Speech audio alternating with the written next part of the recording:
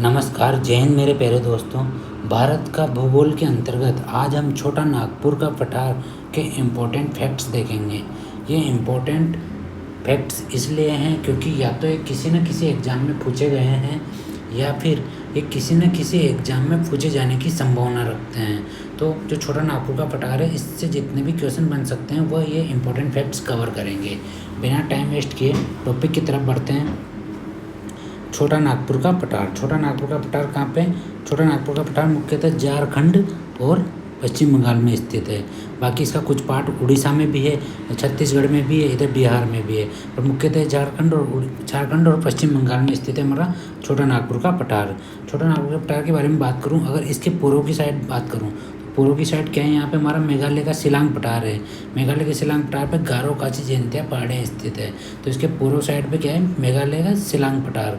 और इसके पश्चिम साइड बात करूँ तो पश्चिम साइड पे हमारा ये बुंदेलखंड का पठार है, बघेलखंड का पठार है। पश्चिम साइड में बघेलखंड का पठार है। तो पूर्व साइड तो हमारा मेघालय का पठार और इसके पश्चिम साइड में बघेलखंड का पठार है। इसके उत्तर की साइड बात करें, उत्तर की साइड यहाँ पे राजमहल की पहाड़ियाँ स्थित है। उत्तर की साइड क्या है? राजमहल की पहाड़ियाँ स्थित है। तो इस तरह छोटा नागपुर के पठार की स्थिति आपने देख ली। छोटा नागपुर के पठार के पूर्व में मेघालय का पठार, पश्चिम में हमारा बघेलखंड का पठार, उत्तर में राजमहल की पहाड़ियाँ स्थित है।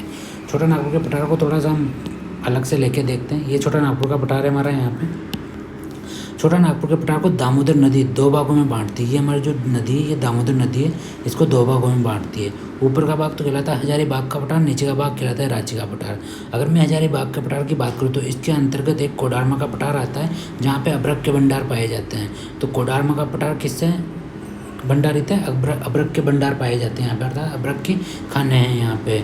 इसके अलावा यहाँ पे लाइमस्टोन के भंडार पाए जाते हैं। इसके अलावा यहाँ पे उत्तरी कोयल नदी बहती है हजारीबाग के पठार के ऊपर। हजारीबाग के पठार पर ही पारसनाथ पहाड़ी स्थित है। हजारीबाग के पठार के ऊपर ही पारसनाथ पहाड़ी स्थित है। इसका जो छोटा नागपुर के पठार के जो दक्षिण का भाग है वो कहलाता है रांची का पठार।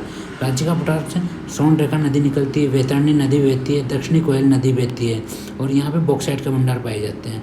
हजारीबाग के पठार पे तो लाइमस्टोन के भंडार और अभ्रक के भंडार पाए गए थे, जबकि रांची के पठार पे बॉक्साइट के भंडार पाए जाते हैं और यहाँ पे एक संक नदी भी बहती है। जो अपना हजारीबाग का पठार था उस पर तो उत्तरी कोयल नदी बहती थी, जबकि छोटा रांची के पठार पे दक्षिणी कोयल नदी बहती है। इसके अलावा सोन रेखा नदी, वैतरणी नदी और संक नदी, ये कहाँ पे है? ये सब रांची के पठार पर स्थित है। जो हमारा छोटा नागपुर का पठार है, इसके पश्चिम वाले भाग को पाट क्षेत्र कहते हैं। पाट क्षेत्र लावा से निर्मित है। यहाँ पर सतत पठार मिलने के बजाय छोटे छोटे पठार मिलते हैं। जो पाट क्षेत्र है इसका पश्चिमी भाग छोटा नागपुर के पठार का, ये लावा से निर्मित है। यहाँ सतत पठार अर्थात कंटिन्यू पठार नहीं मिलते, यहाँ छोटे छोटे पठार मिलते हैं जिन्हें पाट कहते हैं। और इन सब पाटों में नेत्रहाट नाम का पाट सबसे महत्वपूर्ण पाट है। नेत्रहाट पाट से क्वेश्चन आया हुआ है, तो ध्यान रखना नेत्रहाट पाट किसका भाग है? नेत्रहाट पाट छोटा नागपुर पठार का ही भाग है, इसके पाट क्षेत्र में स्थित पाट है ये। इसके अलावा अगर छोटा नागपुर के पठार की बात करूँ तो ये भारत का रूर प्रदेश अर्थात खनिजों से भरपूर होने के कारण इसको रूर प्रदेश कहा जाता है। छोटा नागपुर का पठार भारत में संप्राय मैदान का उदाहरण है। संप्राय मैदान का उदाहरण कौन सा है? छोटा नागपुर का पठार। तो इस तरीके से एक बार वो रिवाइज कर लेते हैं छोटा नागपुर के पठार को। मैंने आपको बताया छोटा नागपुर का पठार के पश्चिम में कौन सा? बघेलखंड का पठार है। पूर्व में क्या है? हमारा मेघालय का पठार है। इसके उत्तर में क्या है? राजमहल की पहाड़ियाँ स्थित हैं। छोटा नागपुर का पठार कौन सी नदी दो भागों में बांटती है? दामोदर नदी दो भागों में बांटती है। दामोदर नदी के उत्तरी भाग क्या कहलाता है? हजारीबाग का पठार कहलाता है और नीचे का भाग क्या कहलाता है? दक्षिण भाग रांची का पठार कहलाता है। हजारीबाग के पठार का ही पार्ट है कोडरमा का पठार, जिसपे अभ्रक के भंडार पाए जाते हैं। इसके अलावा हजारीबाग के पठार पर लाइमस्टोन के भंडार पाए जाते हैं और जो रांची का पठार है उस पर आयरन के भंडार पाए जाते हैं और बॉक्साइट के भंडार पाए जाते हैं।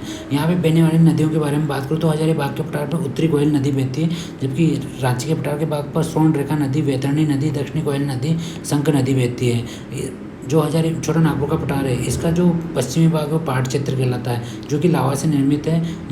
लावा से निर्मित है और यहाँ क्या है? सतत पठार नहीं मिलता है, यहाँ छोटे छोटे पठार मिलते हैं जिन्हें पाट कहते हैं। नेत्रहाट पाट यहाँ का सबसे महत्वपूर्ण पार्ट है। थैंक यू दोस्तों, उम्मीद करता हूँ आपको सारी चीज़ें समझ में आई होगी।